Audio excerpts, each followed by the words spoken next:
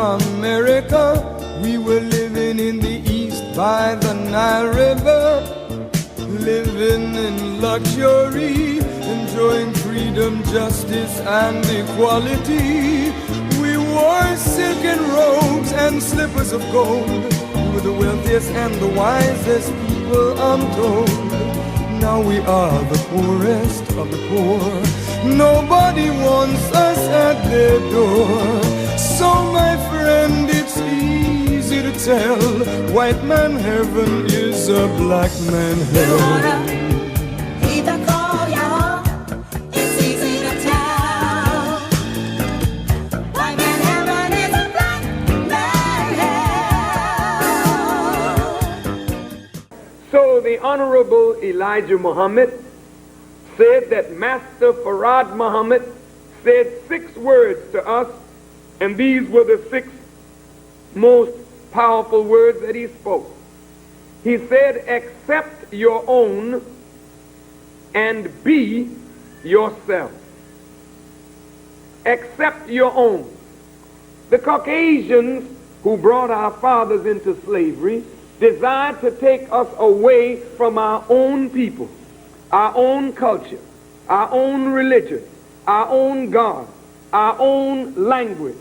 So we have grown up in America away from our own mind, away from our own selves, and so we have been actually indoctrinated with an alien mentality. 10,000 fearless men, because we're going to have to challenge the things that are destroying our community.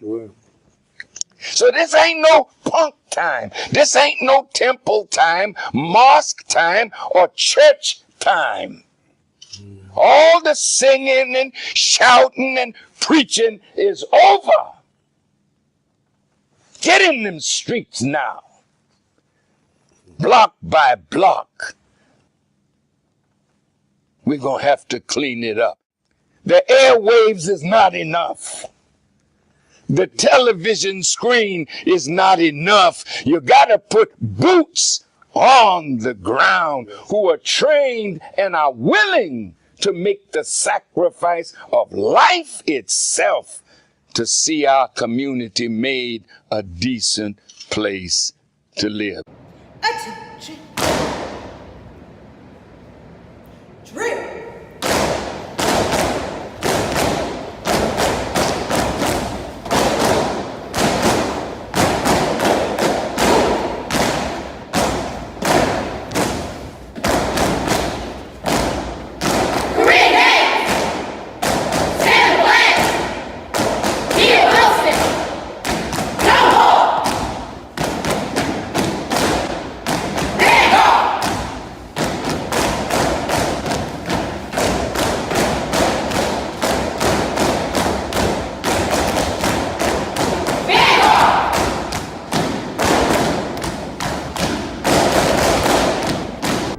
Soldiering is a part of the Nation of Islam, and it readies all of us to obey the commands of God. Now some will ask, well, why military drill? Because this is what produces the camaraderie. Facebook and Instagram thought that they could ban the Honorable Minister Louis Farrakhan. But in reality, they can't, because he already lives in us and millions of others. قل أعوذ بالله من الشيطان الرجيم بسم الله الرحمن الرحيم الحمد لله رب العالمين الرحمن الرحيم مالك يوم الدين إياك نعبد وإياك نستعين اهدنا الصراط المستقيم صراط الذين أنعمت عليهم غير المغضوب عليهم ولا الضالين آمين. In the name of Allah, Master Farad Muhammad, the one true and living God to whom praise is due forever. I bear witness that there is no God but Allah, and that the Honorable Elijah Muhammad is his messenger.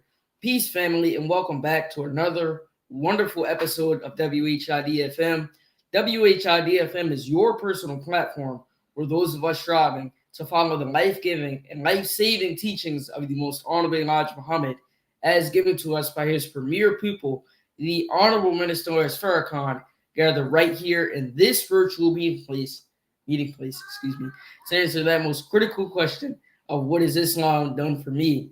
It is Sunday, August 25th, and at this time, we're going to turn it over to that dynamic co-host, Sister Janine Muhammad, who is a superstar student here in the ministry at Muhammad Mosque number 6, under the leadership of our beloved brother, student Imam Abdul Salam Muhammad. Sister Janine. Assalamu alaikum, family, and thank you for joining us again for another episode of WHID-FM, where we hear stories from our various guests about what Islam has done and continuing to do for them. We're going to jump right in. I'm going to introduce our guest today, who is Brother James Muhammad. Assalamu alaikum, sir. Wa alaikum salam, ma'am. Thank you for joining us today. And before we get into our questions, can you tell us a little bit about yourself? Okay, yes, ma'am. Got registered in August of 1996. Did prison ministry for state of Alabama and southern region from 2000 to currently.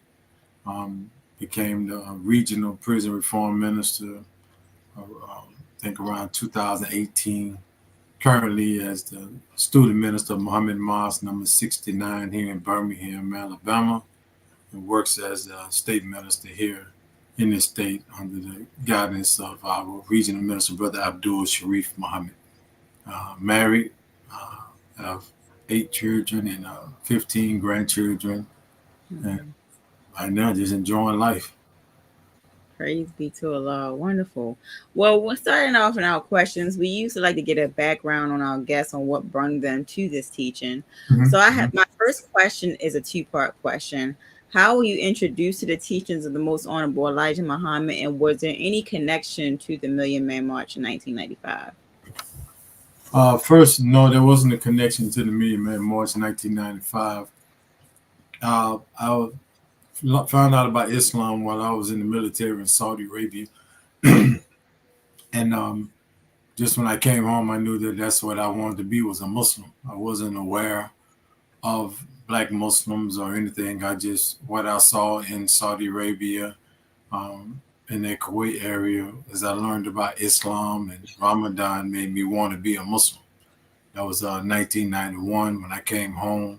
I just started looking for Islam. I started asking questions about Islam. Bought me a Holy Quran in Arabia. Started studying it there. I came home and in May of 91, and I just started looking for just Muslims. I didn't know what a Muslim was. I heard the name Muhammad Ali, Malcolm X, but I wasn't that great in school. So then one day I remembered I saw some brothers. And I saw one that used to work with my father. When I saw him, I remembered him. And he was like, man, I'm in the Nation of Islam. And I just heard the word Islam. And his name was Theo Muhammad. And I joined on in the Nation of Islam. That was like 94-ish. I wasn't registered at the time, but I started traveling back and forth to Birmingham. And then I saw Dr. Khalid, I think August of 95, and that made me know where the mosque was. At the time, I was just up there looking for Islam. I was just searching. But once I saw him, I was like, yeah, this is where I want to be. So I joined in right there, joined on August of 1996, and been a registered Muslim ever since. Praise be to Allah. And you say you actually work on the prison ministry. So yes. Working on the prison ministry, what do you see that's the most common thing as far as what our brothers may need from behind bars that Islam gives them to help them survive that time? Mostly visitation. Need us come in, more people to come in and see them, They don't have to flood the gates, but they just need to see us. Seeing us helps them bring a reality to what they're learning. So they see a lot on videos and final calls and YouTubes and different things like that. And then sometimes there's not a connection between coming home and joining on to that, because when some come home, they don't necessarily join because they are missing something, some type of discipline or something. So I would say one, wherever city we's in, if we can get a representative to go into the prisons, male and females, women, sisters can't go in by themselves, so they have to go with another brother or assistant to help them. And the other thing is try to do a final call subscription thing where we can actually send papers in to people so that the final call can go in to them. That'll keep them with current events and keep them up to date. When they get home, offer some type of assistance for them, try to help find as much assistance as we can. As of right now, we don't have all the information we need to like start halfway houses. That's a lot of red tape, but we can assist them. People that have jobs, we can hire them and help them with other personal and necessary needs, and i.e. financial or jobs to help them when they come home, to help ease their transition from incarceration to being out in the world, doing something for themselves, their families, their children, and working for their nation. Yes, sir. Praise be to Allah. And one thing, with Islam, I noticed that you can say that you want to be a Muslim, but then it takes trial and tribulations because Allah is trying you to see if you're really true to what you believe. So how has Islam helped you get through the trials and tribulations of life, but still never fall away from the teachings? It's a good question. To me, this is information. How I would have handled it before I came into the nation. If I'd have handled things that way, I wouldn't be in this conversation. But by being a student of the Honorable Minister Louis Farrakhan and learning intelligence, learning Allah's purpose for us, learning Allah's will for us, giving us study guides to teach us controlling emotions, building the will, learning the will, how to handle myself as a man, and learning more about who I am to myself, to my family, and to Allah. From there to our community. So this gives me a purpose, gives me something to do, gives me something to focus on, look forward to. And as I grow in my purpose with Allah, my purpose with my community, we don't revert back to the things that when we didn't have knowledge, we have knowledge now. So once the mind is made aware, we can't trick it anymore. So now that we don't have those things tricking us emotionally, we can operate as sentient human beings under the leadership of the Messiah that we have in front of us, the Honorable Minister Louis Farrakhan. Praise be to Allah. And my next question, before I turn it over to Brother West, what advice do you usually give new believers coming into the mosque, if there's any general advice that you do give them? Yes, ma'am. Patience. Be patient. We see believers that's been around and you want to be on their level. They here 10 years, 15 years, and we were actually part of that Million Man March era. And people that come in today are reading about that era. So the time in the Nation of Islam was different at that time. So the things we went through, the trials in the nation, the trials we had to go through to build this nation to get us to where we're at. As be involved in the process. Don't leave the process. I tell every young man, work your way up to 100 papers. Not 100 papers just to say you're toting or carrying or delivering 100 papers. The part about carrying the papers as a man, it helps you in your study, helps you in your development, helps you in your delivery of the word. Keeps you out in front of the people, and then you learn what the people need, where they at, and how we can better assist them. So toting that amount of paper requires an amount of dedication, faithfulness, prayer, fasting. It keeps you involved in things, but we have to be patient. That's the one thing I would say. You can't learn it all today, can't learn it all tomorrow. It takes time. But if you are involved in the day-to-day activities of your mosque or study group, it quickens the pace. It quickens the pace. And I asked them, be patient, but be persistent. Praise be to Allah. Wonderful. And at this time, I'm going to turn it over to Brother West, who has some questions for you to ask, Brother West. Yes, ma'am. Thank you. In the name of Allah, the Beneficent, the Merciful, I bear witness that there is no God but Allah, and that the Honorable, that Muhammad is his messenger. My apologies. Assalamu alaikum, family. Wa alaikum salam, sir. Praise be to Allah. So I heard that you were speaking on your work with the prison reform ministry, and I definitely think that's a great work. And I wanted to know what is the spirit of the incarcerated brothers as it pertains to the Honorable Minister Louis Farrakhan in the Nation of Islam? They have a high spirit when it comes to him, and a high spirit when it comes to the Nation of Islam. The difficulties are with the correlation between them and us. In prisons, places like Church of the Highlands here in Alabama, or bigger churches, what they do is they go in with foods and they have monies. So they go in with things to help them. We don't have the necessary monies to go in and do the things that they're doing. So when you're in a situation where your hand is in your pocket and you're really in a submission level to where you depend on people, and the church has a way of making them dependent on them with their resources, and we come in with not so much with resources, but with information to help them do for self. There's a difference between us and them, is that we're more of a do for self, teaching people how to do something for themselves.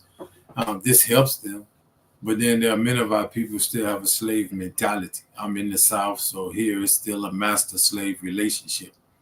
So with that, we walk with our hands out. We're always looking for somebody to do for us what we can do for ourselves. So I think when I say that we should go in, it don't have to be every day, but when we go in and we can help our people and we come together and help our people, assist that great national prison reform minister, Brother Abdullah Muhammad, with helping him and help the Honorable Minister Louis Farrakhan with resources. Resources are always the key. There's not a big correlation where you have prisons in your state and you don't have fruit of the Nation of Islam going in to see them or minister to them. So when they see these final calls and things, where there's not a person going in, they won't read it necessarily. There are some that will, because like I said, prison is a dark place. Prison is a place light don't shine in. Light has to be brought in. And our enemy brings it in the form of keeping them from doing for self by bringing them things that they think they need. And so it keeps them from doing for self. So I think Allah, when we start looking at, man, this is a work that I can help, it helped me. Help me be better, help me learn to talk, help me learn to minister, help me learn to study, help me learn to love them more because they need our assistance. You're looking at a people that thrive in darkness, and their study is how to handle the darkness that they're in. And then when we come in with smiles and telling them that the Honorable Minister Louis Farrakhan loves them, the darkness is a cold, loveless environment. It's a cold, loveless environment. By us going in, we can show the warmth of Islam, the warmth of the love of the Messiah. And when we don't do that, it's hard to come out of darkness and see the type of Islam that is coming, because say you're dependent when you're incarcerated, and your dependency can keep you from doing something for self. Sir. Yes, sir, I understand that, but I personally want to thank you for the work that you do with that mission with the prison reform ministry, and also all the work you do for our nation. And next, I was curious to know how your children respond to the teachings. I know you mentioned that you have 8 children and 15 grandchildren. I think that's a large family. Mm-hmm. I also want to know how you balance that along with being a student minister as well. It has its difficulties. My children in the world like I'm in the world. All of us is still here. Our enemy is still present. Sometimes when you're really involved in the mission, there's a balance. I know believers that aren't as involved in the mission, their children are still in the world. I know believers that are involved in the mission heavily, and their children are in the world. When we send our children to public school, we get what comes out of public school. They still listen to the same music. They love the Honorable Minister Louis Farrakhan. I'm blessed to have 5 sons and 11 grandsons. I thank Master Father Muhammad for that. But my sons always know that when they get in trouble, they have this creed amongst themselves, I would say, that whenever they get in trouble, they run to how to eat to live. They eat 1 meal a day. That I don't know why, but they just have this thing that whenever they get in trouble, as long as they can get close to their 1 meal a day, they know they're not too far off from Allah while they're still out there learning the world. And we teach our children that they're gods. You can do anything. So naturally, when they grow up, they want to try it. I want to try their God-like power. What I do is try to be of assistant, try not to beat them down with Islam, try to be their father, try to be their grandfather, and at the same time maintaining a balance. Answer the phone when they call, and be it all the birthdays, be it all the football games, be it these things to show them that I love them, and to also let them know that, man, our nation is fun. It's not strict all the time. It's not, I'm a Muslim. Can I still go to football games? Yeah. I'm a Muslim. Can I go to a concert? Yes. And I think that younger people want to still do things, and we think that Islam restricts. No, Islam is fun. Islam is enjoyable. Islam is relaxing. Islam is great. Islam is giving. Islam is receiving. And when we understand that this is a way of life, Islam has kept me free. The way I don't clock in somewhere, I go to work when I need to go to work, and I have people that work for me. So I'm grateful and thankful to Allah for all that He's given to us as we strive to please Allah. Thank you, sir. Yes, sir, of course. And I know you mentioned the school system being a part of, say, the destruction of the naturally God-centered mindset that a lot of youth have. I would say not a lot, all of youth have. It's innate, really. And next, I wanted to know what inspired you to become a member of the school system and take control of some portion of reforming that mindset. Yes, sir. Well, I didn't have education. I grew up in the world, grew up in the streets, and I know how important education is. So I really made sure that my children it was more comprehension, not so much learning all the words in the dictionary, but how did they comprehend the words? And that was a focus, especially for my sons, to teach them how to comprehend what they see, what they hear, what they feel, the spirit that is in the air, how to read people. Going to the schools, I'm involved. I was involved in when the men would go out to the school 7:00 in the morning and walk the children in. We out there in our FOI shirts and things, showing my son, showing other people, man, that we care about the education of our children.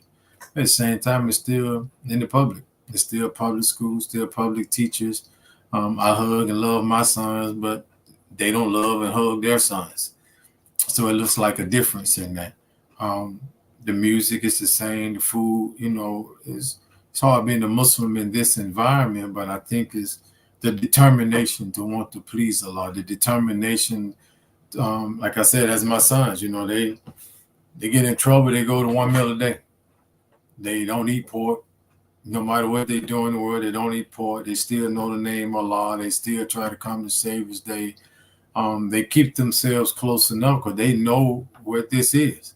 But at the same time, can I listen to some Young Thug or Lil Baby or something and still be all right? Well, for them, that's the world that they live in. I didn't grow up in the world of Lil Baby. I grew up in the world of Run DMC, Fat Boy. So the music is different. So I think that as parents, we should be involved in our children's education, be present at the schools whenever we can be present at the schools, as men, we should be present at the schools, go to lunches, go to football games, go to basketball games, do the things that are necessary to show that, man, I support you and Islam is fine. But, as the scripture says, as for me and my house, we're going to serve the Lord. Meaning that in the morning, we're getting up and we're going to say prayer. We're going to read our Holy Quran. We're going to say our prayers before we go to bed. We're going to do the things that are Islamic in our life that try to keep them to know the one thing as a man, we are responsible for teaching our children about God. That's my responsibility, not their mothers. So wherever they're at, I'm always bringing that up to them, man. How did you see that? Did you look for Allah in that situation? I put myself in that situation. Good. Now that you understand you put yourself in that situation, how do you get yourself out of this situation? Do you still call on Allah, or is it something that you try to do on your own? So as we're striving to find a way to please Allah, our involvement as men, and our children, whether it's the boys or the girls, our daughters or granddaughters, to be an example of Him who came, Him whom Allah gave to us as a gift. How do we reflect His love to them? And we do that by being an example of His love, by being present as often as we can be present, sir. Yes, sir. Well, that's definitely great that you instilled that level of the teachings in your children at an early age. So, what was your experience like when you first interacted with a physical material from the teachings? Specifically, the first time you read Message to the Black Man in America, or the first time you read A Final Call or heard a lecture. How was that experience? Oh, yes, sir. First, a small glimpse of background before I answer that is, like I said, I grew up in the world, so I didn't have education. I didn't have 10th grade. I had 10th grade education. I didn't have schoolings. I didn't have any of those things, so I didn't have a lot of understanding. First book I ever really just read was the Holy Quran, and I believe that's why when I was in Saudi Arabia, we just sitting around and I saw something different. And I saw something that was so powerful. And the thing that made me wanted to learn what this Islam is when we was actually headed to the war in Iraq. And it's like, it's 2-lane highway. They don't have the system set up like the way we do the system. But you saw the people coming out of Iraq or fleeing Iraq, heading into Saudi Arabia. They was all getting off the highway saying their prayers. And when I saw it, I said, man, this is magnificent. Like, no matter how many bombs are going off, they never left their prayer. They kept calling on Allah. And because they were calling on Allah, I asked some of the people that were with me, man, if this was in America, you think we would do that?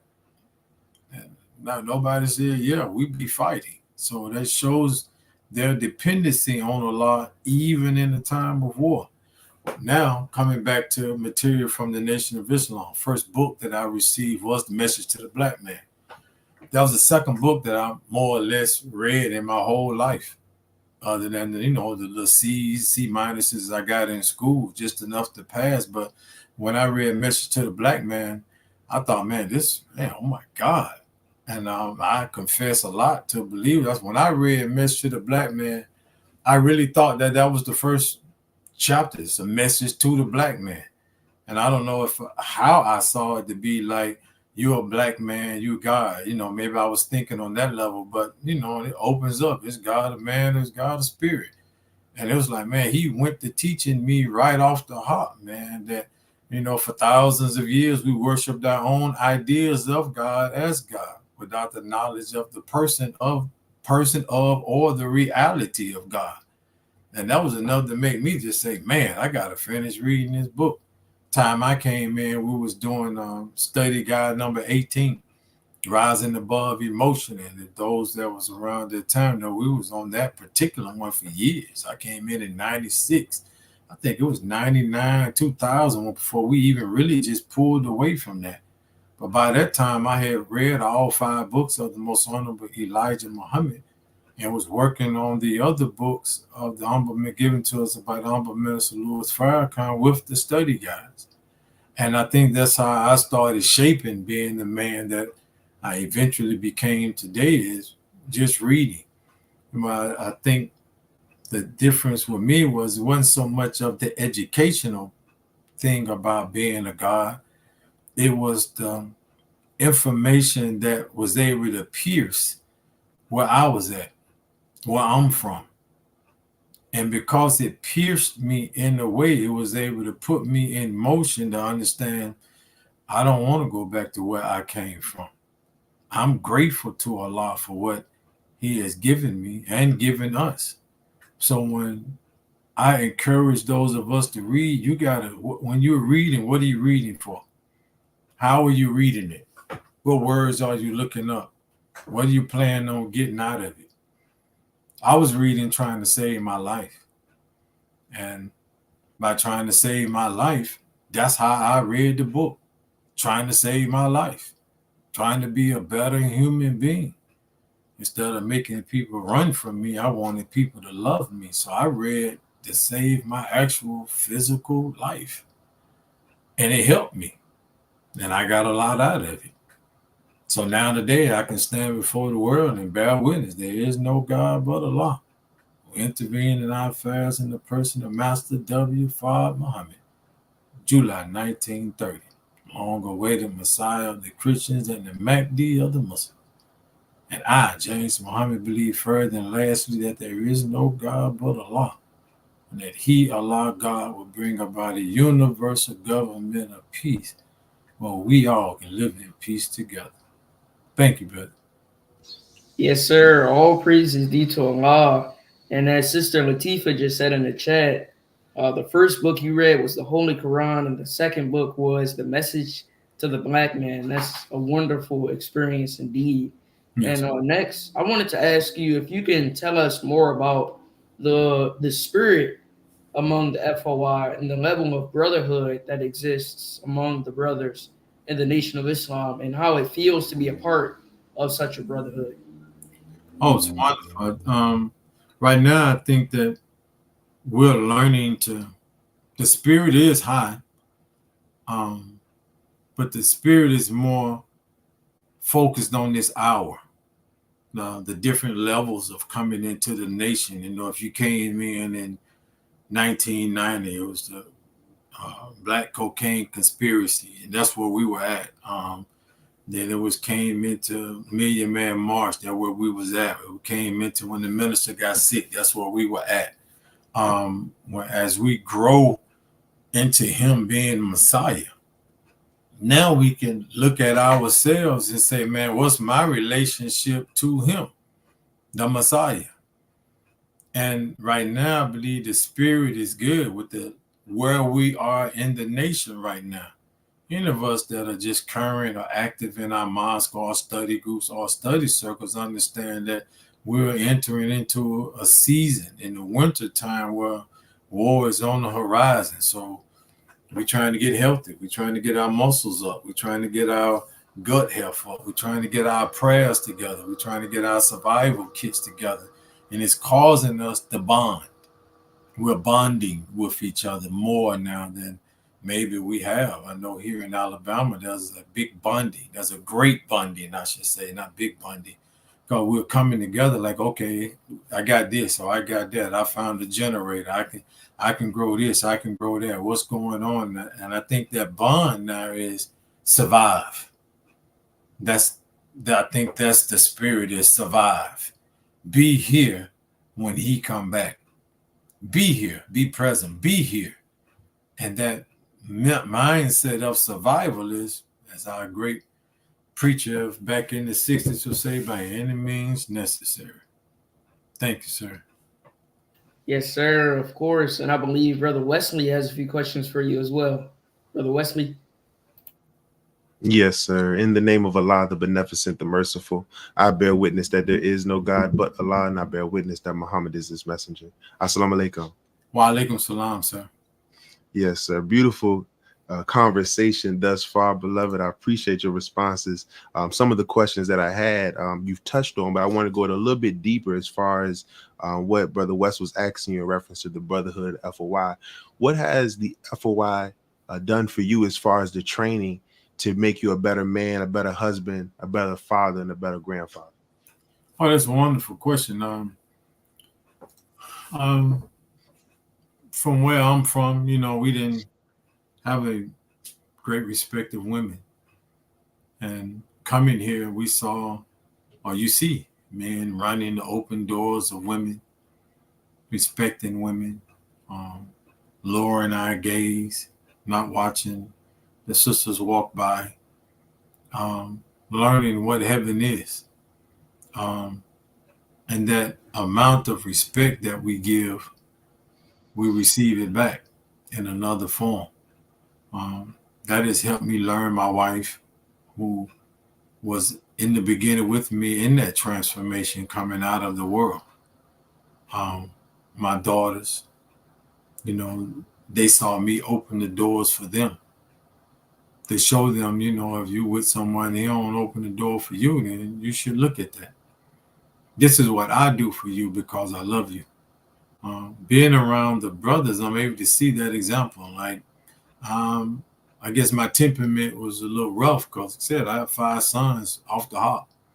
And now I got all these grandsons. And there's a lot of wrestling going on, if you can imagine, even at that time. So we weren't soft. We weren't. When my daughter came into the world, we used to just stand around and look at her like we didn't even pick her up. We didn't know what to do with her. We just was, she started crying, the whole house stopped. And then my other daughter came.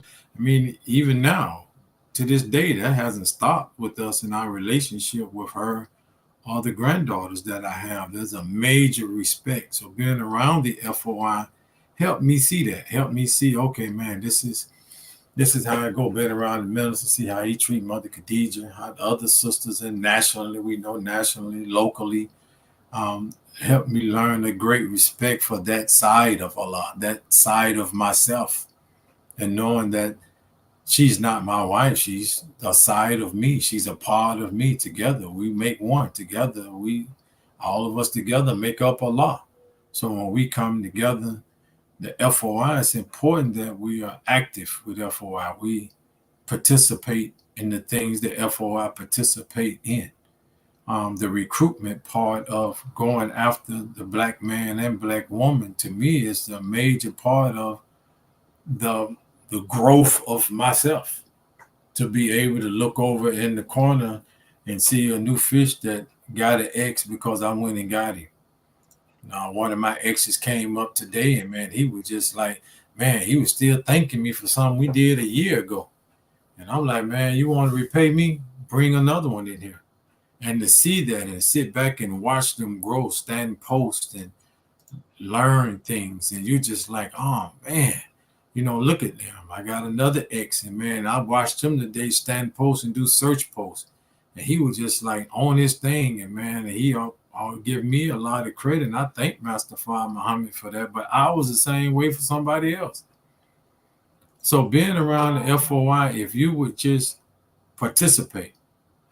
And I say it like this. I'm a guy, I don't believe in being mediocre.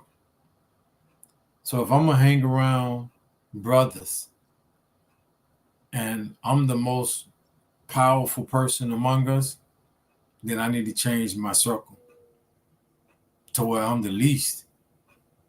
Now, in that circle, I can grow in that circle. Whatever growth is, if it's business, I need to grow. If it's wisdom of the Quran, I need to grow. If it's whatever it is, I need to grow. And if I'm the strongest one in the group, I'm coming out that group because now I'm stagnant. Everyone is feeding off of me and I have no one to feed off of. So I want to continue to grow so I can be the example that we got in front of us. He kept growing. He didn't stop growing no matter what. Surgeries and what, he still grew to become this man that we see today. And he still got another phase. Our circle has to grow. It don't have to be in quantity. It just needs to be a better circle in quality.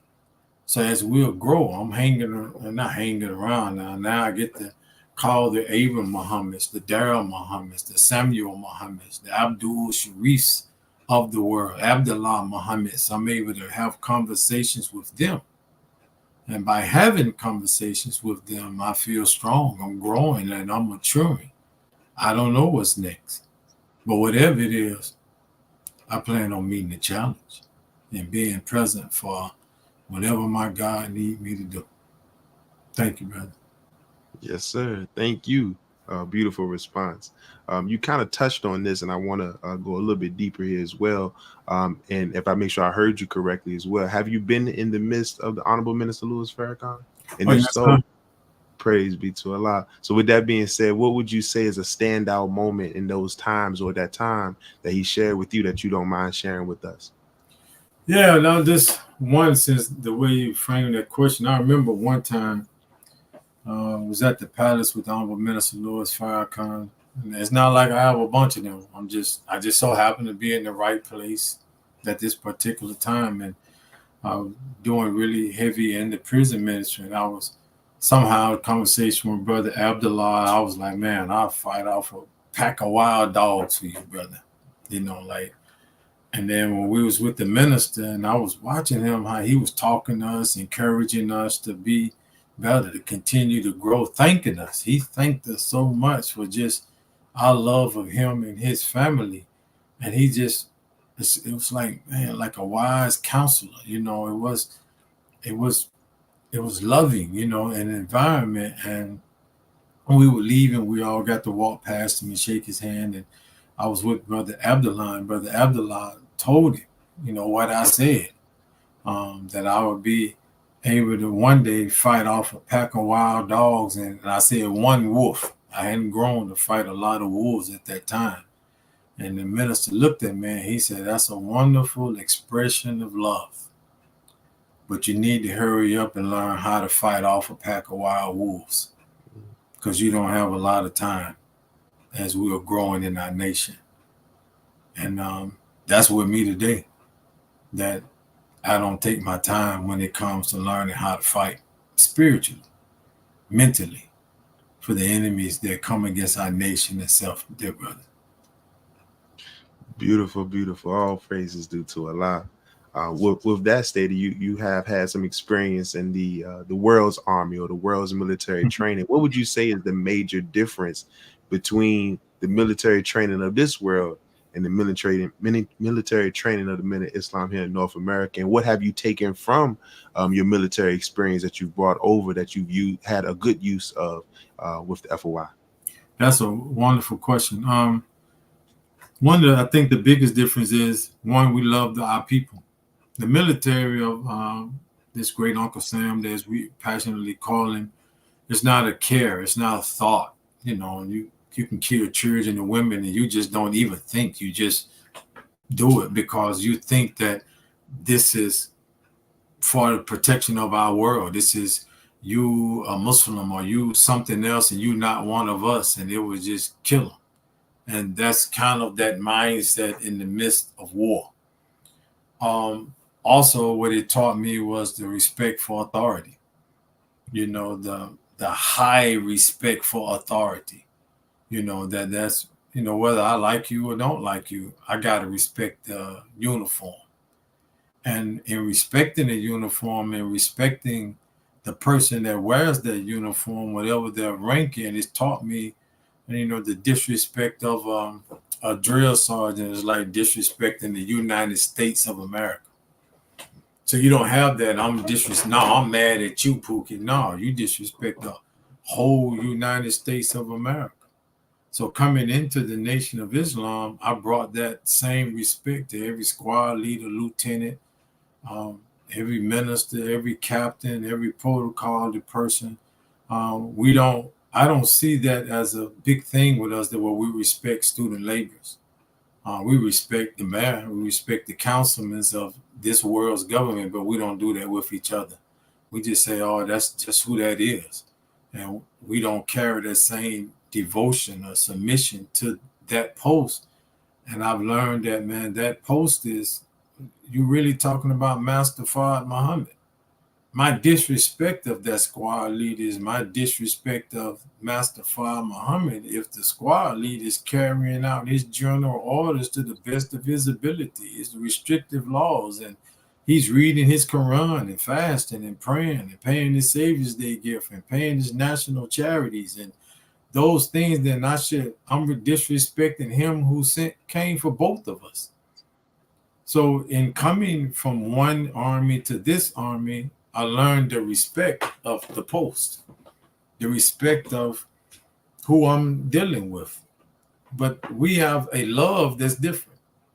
That even when we go into a building and we open the door for a Caucasian woman, we give her the same respect. We lower our gaze, we look the other way. Thank you, ma'am, and we keep right on going.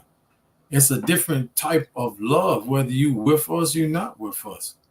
That's here we have that love for humanity given to us by the Honorable Minister Louis Farrakhan, the great example of love that he shows for Father Flager and others.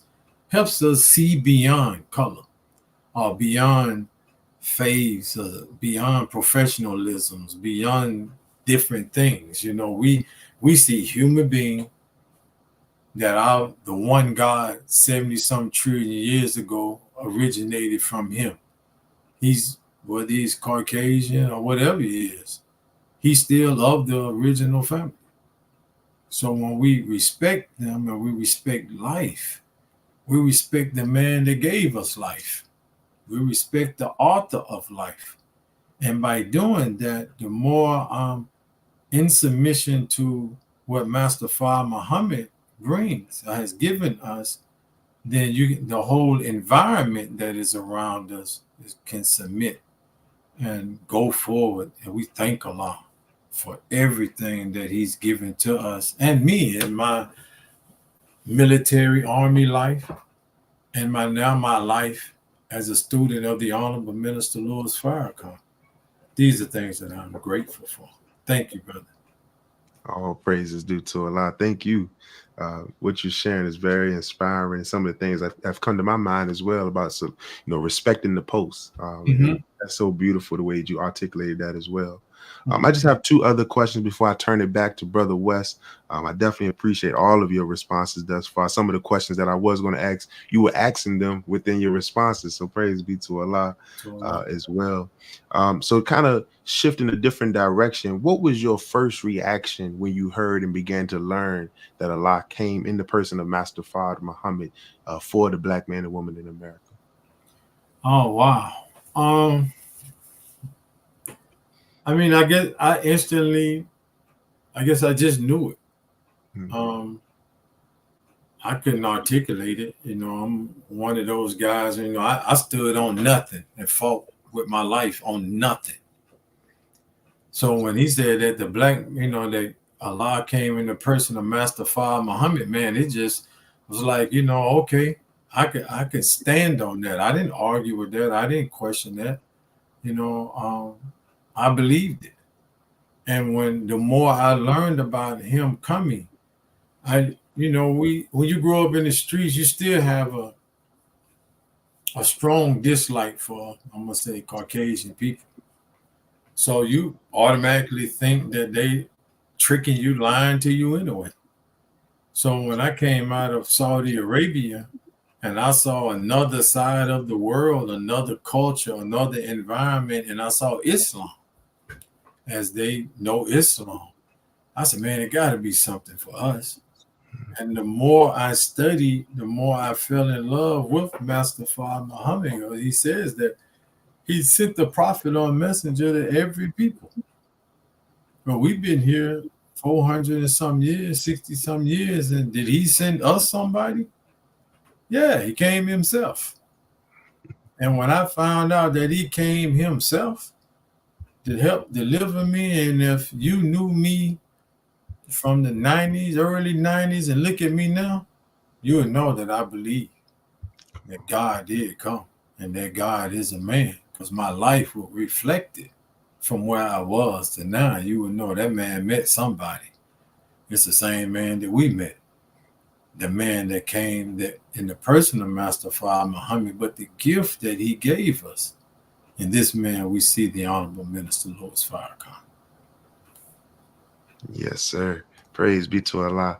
And my last question, dovetailing off of that particular question as well, is in understanding. We've been reminded from many student ministers, Brother Jabril, even the Honorable Minister Louis Farrakhan, that Master Fard Muhammad handpicked each one of us, and they're taking into consideration our past already. So do you, when hearing that, what is your reaction to that? And then on top of that as well, do you feel that you're living up to what you were handpicked to do? Oh, wow. I do believe we're all handpicked. None of us are here accidentally. Even if we're second, third generation Muslim, none of us are here have chance. That's not even a real thing. We're here because Allah, whoever is in the environment that you are in, he sees something in you that he wants to use, or there's a material in you, something in your DNA that will allow him to use that material to get everybody in your environment.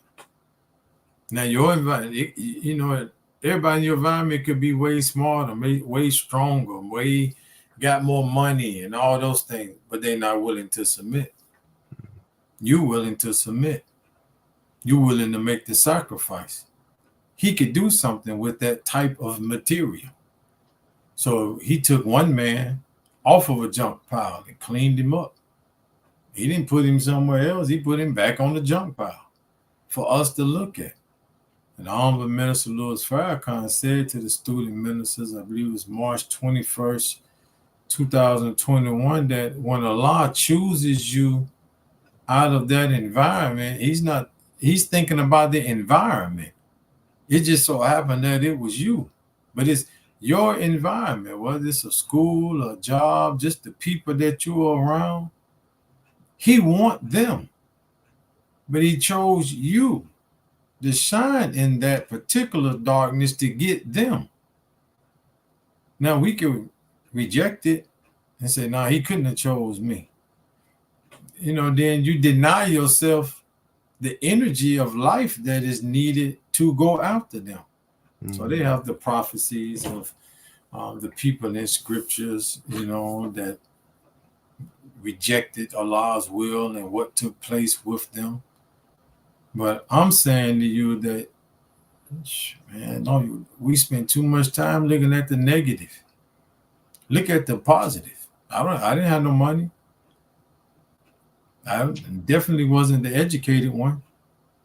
But my zeal for life, my zeal for belief in him, that was my thing that he used to go after our people. I didn't know it was going to be in the prisons. I didn't know that. I thought I was going to be in prison. But he saved me from that too. Now I'm where I'm at because maybe I've done my part. Now it's time for me to do something else. Each one of us is important. Stop looking at the negative. Allah is the most forgiving of any man before him. Take the forgiveness and let's keep on going. Yes, sir. Praise be to Allah. Selling on the best part of yourself. That's so beautiful. Yes, sir. And I appreciate you answering all those questions that I have for you. I would like to now turn our program back over to Brother West. He has a few more questions for you before we go to our station ID. Thank you, sir. Assalamu alaikum. Wa alaikum salam. Yes, sir. So earlier I meant to ask you if you had any favorite experiences while soldiering out in the community or at the mosque. I don't know if I have an actual favorite one that is just showing up in my head. I remember one that comes up is one comes up when we had learned Dianetics. And I was traveling with the minister on some black colleges. I think we was in Mississippi at the time. And we was in the back of the building, and there was a man that walked out of the building. And one of the guys, while we was on post, we was talking about Dianetics. And one of the man guys, I saw him, brother. I said, "Hey, bro, you leaving?" He was like, "Man, the minister dropping some heavy stuff in there." And I was like, "Man, praise be to Allah. Don't be out here too long. You're gonna miss it." And then Master Father Muhammad, I guess, wanted me to find out more about Dianetics. So I asked him a question because the young brother and I we were talking about Dianetics. And I asked the brother, I said, "Hey, brother, do you remember when you first started smoking cigarettes?" And he said, "Yeah." No, first he said, I don't know. Then he thought about it. He said, "Yeah, when I first went to prison." And I said, "Oh, man. So tell me about, your first experience with a cigarette." So he thought about it. He was smoking the cigarette just to smoke it. And he said, "Man, I just got there. I was nervous and I was frustrated. And the old cat called me over and was like, 'Look, man, when I get nervous and frustrated, when you first come in,' he said, 'Man, I just smoke a cigarette.'" And I was like, "Oh, okay." So I said, "Are you nervous now? Are you, are you frustrated?" He was like, "No." I said, "So do you agree that you should keep smoking the cigarettes even though you are not nervous or frustrated?" And the man, he looked at me, he was looking around. It was like he came alive in that environment. And he thumped the cigarette out and was trying to give me the pack of cigarettes. And I said, "No, brother, I don't want them. I don't smoke. Just find you somewhere to throw them at, in the trash can." And so he just went on back in the building. The brother and I was talking about Dianetics, and we were so excited. We was like, "Man, look at this Dianetics, man, Master Father Muhammad, all praise is due to Allah." And I saw the brother again after the meeting when, we was cleaning up, getting things together. And the brother looked at me again. He said, "Man, you remember me?" I said, "Yeah, you the dude in the back, man. We was smoking cigarettes." He said, "Man, them cigarettes over there in that trash can right there, over there in the corner." And I was like, "Man, praise be to Allah." And ever since then, man, I've held on to Dianetics as closely as I can. And I thank Allah for all that He's given me. Thank you, brother. Yes, sir. Thank you. That sounds like a wonderful experience. And next, before I go to my closing questions, I wanted to know what you would tell your younger self if you had the chance to. I guess it would depend on which younger self I need to talk to. If I'm talking to my younger self, your age, man, I don't even know if he would believe me. Because I was predicted in high school, 9th grade, man, to not see 21. Least likely. How they had them least likelies they put in yearbooks, and I was least likely everything. And I can imagine a younger self of mine being so poor. I guess as I'm talking, I would probably say to myself, "Man, just keep loving on your parents. Love your mom, love your dad, who were integral in my life, but not to judge them." I think if I could go back, and I would say to my parents, not to judge them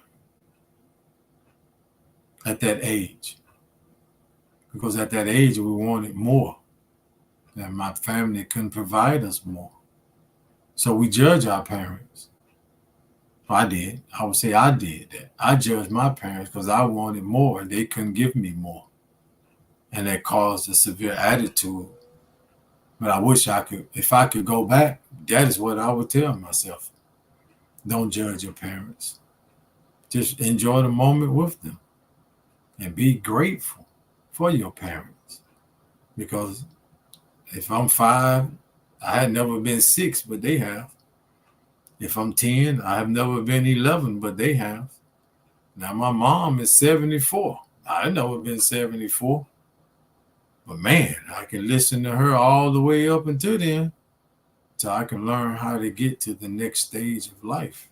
And for that, brother, that is a wonderful question. Thank you. Yes, sir. You're welcome. And next, I wanted to know, when you're not soldiering in the community or you're not teaching at the mosque, how do you personally relax and debrief? Well, I do two things. One, I go to the gym for me, and I go to do something for myself. And then the other thing I do is, I ride motorcycles.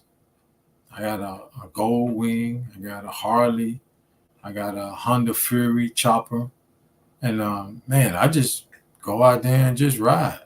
You know, my wife and I drove from Alabama to Galveston, Texas, and the week after Ramadan this year, we got another bike ride coming, and I'm trying to find a way, to enjoy life. Enjoy it. It could be as stressful as we allow it to be, but to enjoy it, brother. You know, like what is that thing for you? And I encourage every brother, and I say brother, but it could be the same for the sisters, is to find the one thing that you love. That you love. Other people don't love it, so they don't understand it.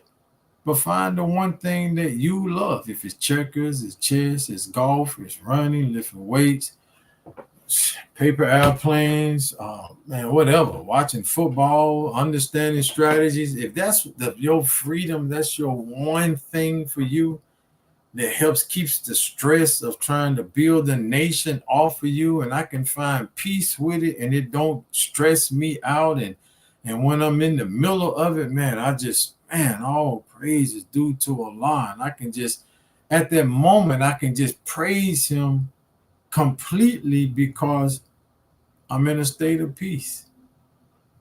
I'm at a state of relaxing. And I can just thank him. I can just say thank you, Master Father Muhammad, for letting me ride this motorcycle down the highway and just bask in the sun and bask in the highway, and just thank you, Master Father Muhammad, for everything that you have allowed me to have in this moment. Thank you, dear brother. Yes, sir. You're definitely welcome. And my next question before we go to our station ID, I want to ask you, what has Islam done for you? It has kept me alive. That's first thing it's done. It's kept me alive. Second thing it's done for me is allow me to touch other people's lives with the life that he has given me. So by it touching my life and I'm able to touch somebody else's life, man, but I don't know if there's a better feeling than to hear someone say, man, you helped me. Then, brother, you assisted me. And you didn't have to. Or, brother, the words that you shared lifted me in a moment or shine a light in darkness. And just to say, man, I got an opportunity to play a part. And I'll say this. Whenever a person is praying or looking for Allah, and then Allah allows your name or a picture of you to come up in their mind, and then that person asks you for help, and then you help them. Because they asked Allah for help and you help them, at that moment, you are God in person to that person. Thank you.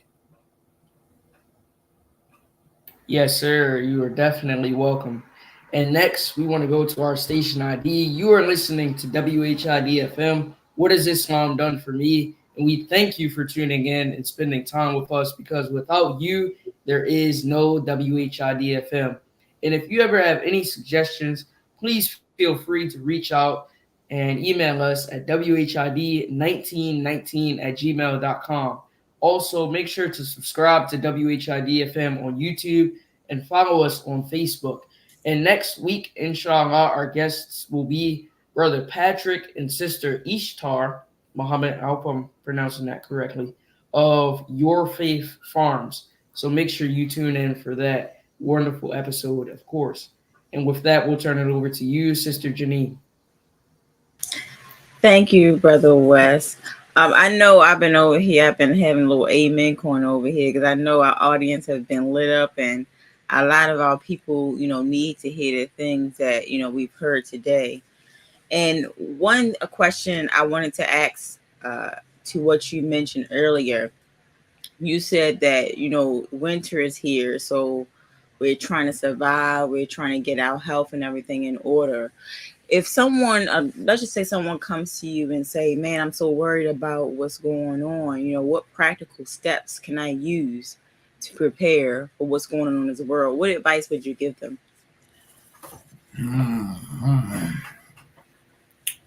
I would say if there are, first I would ask the person, how is their health? How is their gut health?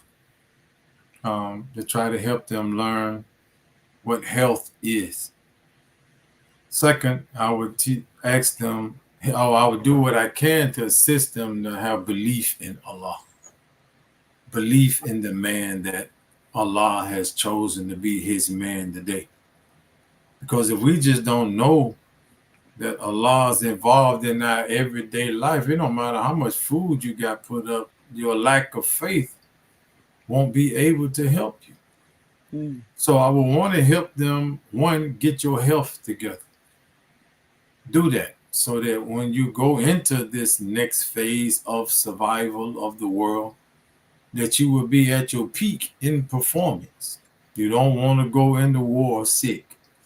Second, I would say, man, God sent the man. He raised the man from among us. Just like you and me, that can help you in this hour as he has helped me. And I would do all in my ability to guide that person to that man, the Honorable Minister Louis Farrakhan, so that he can take them to Master Fard Muhammad. Thank you. Praise to Allah. Praise to Allah. And my next question is, I think a lot of people, sometimes it may be hard to choose, but do you have a favorite lecture that you listen to by the Honorable Minister Louis Farrakhan where you find yourself like saying, man, I done listened to that so many times. I love that lecture. I don't really have one. Because like I said, I think when I'm studying this, I'm not just studying just to be, listening to the lecture. Each step of my life is to be better. Each moment is to be better. So when I go back and revisit something, it's a reminder, it's a reflection. But a book that I have really just lately, the couple of books that I have just delved straight into is Closing the Gap. That's right now in my personal life is really present. And then some of the books by Brother Dimitri, Dimitri Muhammad, When You Get in Trouble, Nurse from Your Quran, the Manhood book that gives all of the attributes of Master Fard Muhammad. Because he come to make us gods. So I need to know some of the attributes of God. So that when I'm working these particular attributes of Allah, then it's not me doing it. He's allowing me to use some of his attribute to do whatever it is that I'm doing at the moment. So at the moment, you are using a God-like energy, a God-like spirit. So you get to practice on being God. And the more I get to experience the practice of learning his attributes and performing his attributes, when I go back and listen to the minister, I'm in the guidance aspect of it. I'm in and I was listening to the one the other day, Theology of Self. Back in the Final Call building. Man, I'm like, when you are listening to these things, don't listen just to be listening. Get you something out of it that when you turn that tape off and then you go and perform that act of what you learned in that message from Master Fard Muhammad to you, that whatever you do out of that, you are actually using an attribute of Master Fard Muhammad. And you become more God-like when you perform an active will or permissive will of him. Other than that, we just listening to the tape for entertainment. And he said he's not an entertainer. So this is me now. This is just me. I'm listening for the next level. I'm listening to be better. I'm listening to be stronger and wiser. And I'm like the bee. Take a little couple of sentences from here, a couple of sentences from there, a couple of sentences from here, and then I go out and try to actually perform. It's the performance of that I'm active, that I'm out after. And when I can perform them, I'm like, man, I pray that Master Fard Muhammad is pleased with my understanding of what I got from his servant, the Honorable Minister Louis Farrakhan. Praise be to Allah. Praise be to Allah. And I know time is winding down, but I wanted to ask, because you actually led me into this question. Do you have a certain way that you study? Because some people really don't know how to study. Some people don't know there's a blueprint. Should they just read to remember, to regurgitate? Or how do you study that can, may help other people? Oh, yeah. So actually, I get asked that question a lot. I don't know if I got something that's right here readily in front of me, but this is something that I keep close by. It's like, this is my friend. I don't use highlighters or anything like that. I use a pencil. I got packs of them all around me.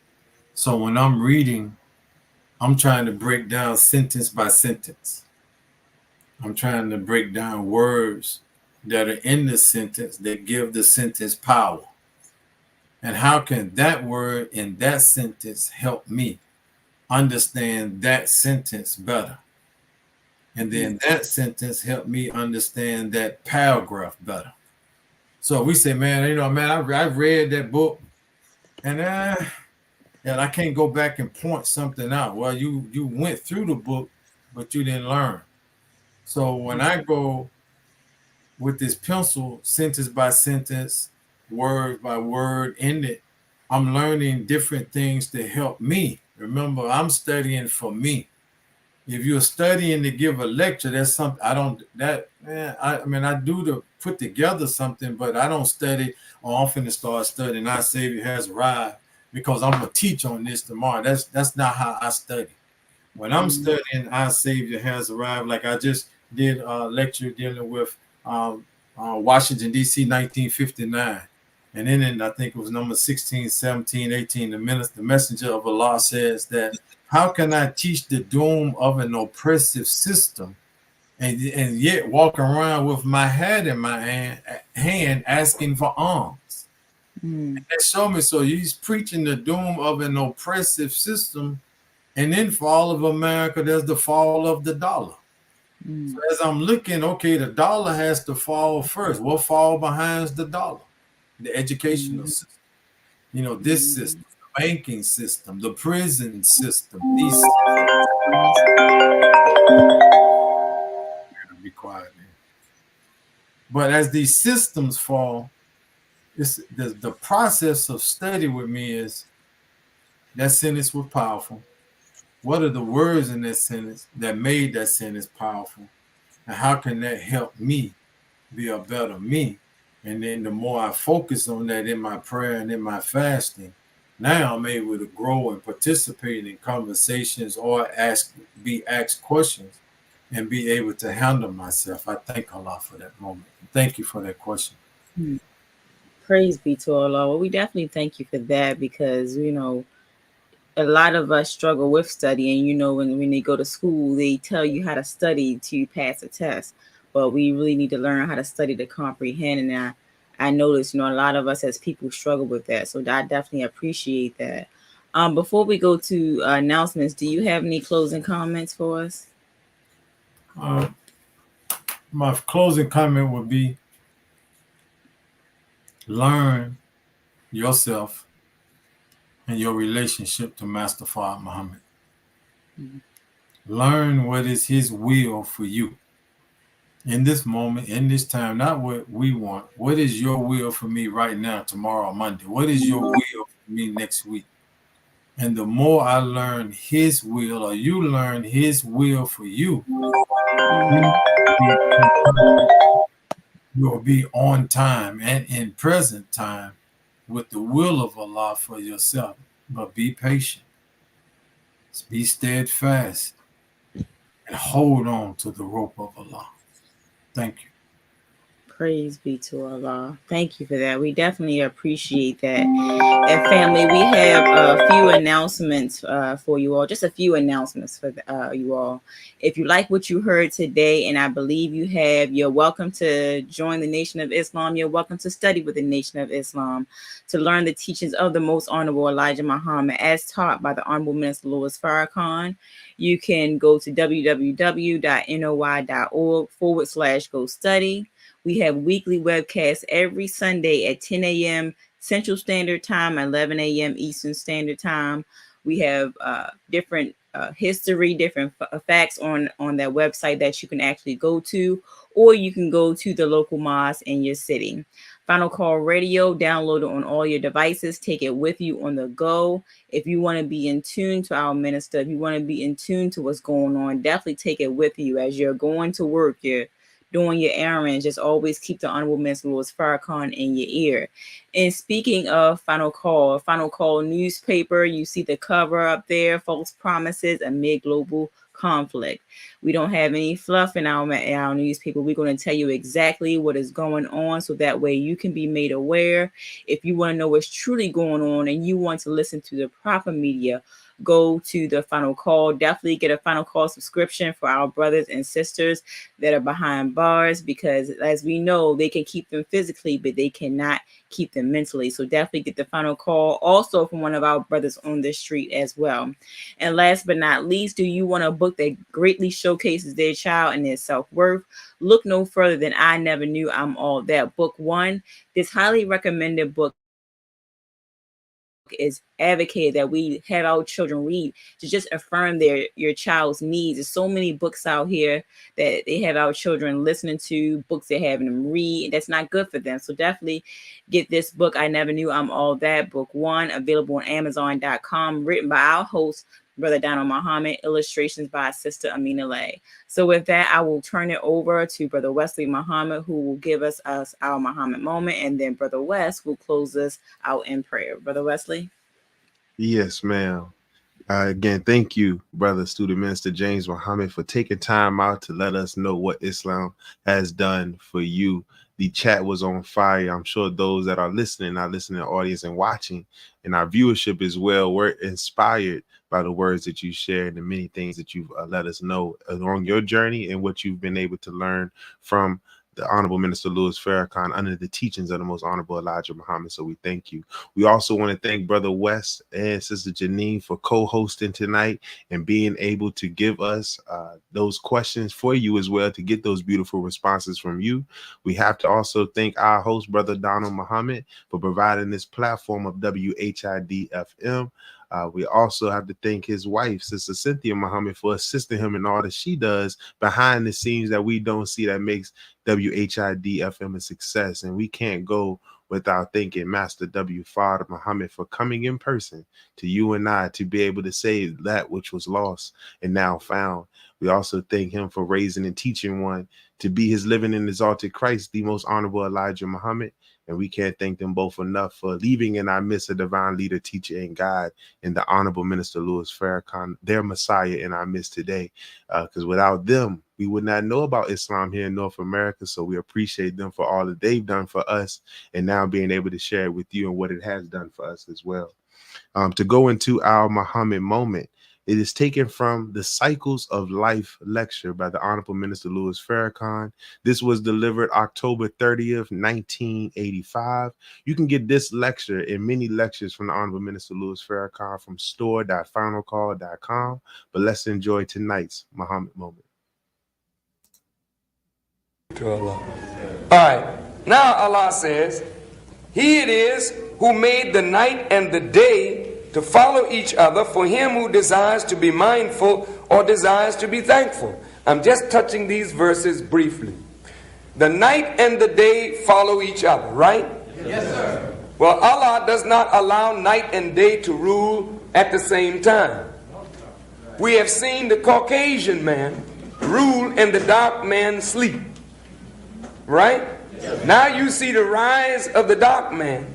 All over the planet, you see the Caucasian slipping in the power to rule. That's right. Is that right? Yes, sir. You also see physical day following physical night.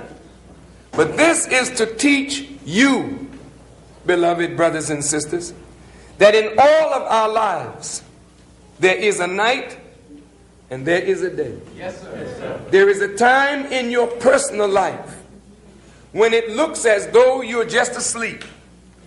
You don't seem to do anything right. Yes, sir. That's right. And then there's a time in your life when you're very productive. And there are times in your life where you're productive and then non-productive, and this is comparable to the day following the night. Allah does this to see which of us desires to be mindful or desires to be thankful. When you're in the night of a non-productive time of your life, how do you react? Do you destroy yourself in that night? Or do you want to commit suicide in that night? Or do you want to get drunk and forget the cares in that night? Or will you remember the Creator in that night and see a light in the night that will guide you to the dawn of another day? And when you get to a day when things are very productive, how do you handle it? When you're very productive and things seem to be going the way you would like them to go, do you remember the Creator? Are you thankful for that day? So Almighty God is teaching us in the transformation that there's a certain quality that you must have to go through life and be successful. And this is all human beings. If you want to be successful in life, you cannot go through life ungrateful for the little things that happen in your life, even for the misfortunes that come in your life. You must take a better attitude toward misfortune. None of us wants to die. None of us wants to see our children die. None of us wants to see our loved ones pass away. But in the scheme of life, death is always an ever-present companion of life. So some misfortune will come to your life or mine. You want a big deal and you thought you had it and something just breaks loose at the last minute and you lose it. It's a misfortune. How do you handle it? Do you say, oh, you cuss and you bang your head and say, damn, God ain't God? You know what I mean? Took my son, took my wife, took my husband, took my mama. Why I got to take him so young? I lost my baby. I had a miscarriage. Oh, things are terrible. Well, you're not the first one that had one. You won't be the last one that lost a baby. Is that right? Yes. You're not the first one that lost a wife or a husband or a son or a daughter or lost a deal somewhere. You're not the first one whose home was broken up and you were in love and you lost in love and you're divorced and you're lonely. You ain't the first one. So hell, you could charge God with being unjust if you were the only one that this ever happened to. But you are one in a chain of long time suffering. And the question is, how do you handle misfortune when it comes into your life? You know, the ship that goes out to sea, you hope that it's a clear day. Because then you hope that you're not going to get storms. But if you stay out to sea long enough, you're not even a sailor unless you can navigate a ship through a storm. And you're not a living man or a living woman unless you can navigate your life through the storms and vicissitudes of life. So what I'm saying is that Almighty God wants you and me to have a certain disposition toward life. Yes, sir. Yes, sir. And the Quran says, and the servants of the beneficent are they who walk on the earth in humility. Yes, sir. And when the ignorant address them, they say peace. And they who pass the night prostrating themselves before their Lord and standing, and they say, our Lord, avert from us the chastisement of hell. Surely the chastisement thereof is a lasting evil. It is surely an evil abode and resting place. Now what this is saying to us very simply is that the attitude that is desired for any person of righteous character to go through life is an attitude of humility. Yes, sir. All praises due to Allah. And with that, we'll close out in prayer. Attention, prayer. Bismillah ar-Rahman ar-Rahim. Alhamdulillah Rabbil Alameen. Rahman ar-Rahim. Maliki yawmiddin. Iyyaka na'budu wa iyyaka nasta'in. Ihdina as-sirata al-mustaqim. Sirata alladhina an'amta alayhim. غير المغضوب عليهم ولا الضالين. Ameen. Assalamu alaikum, family.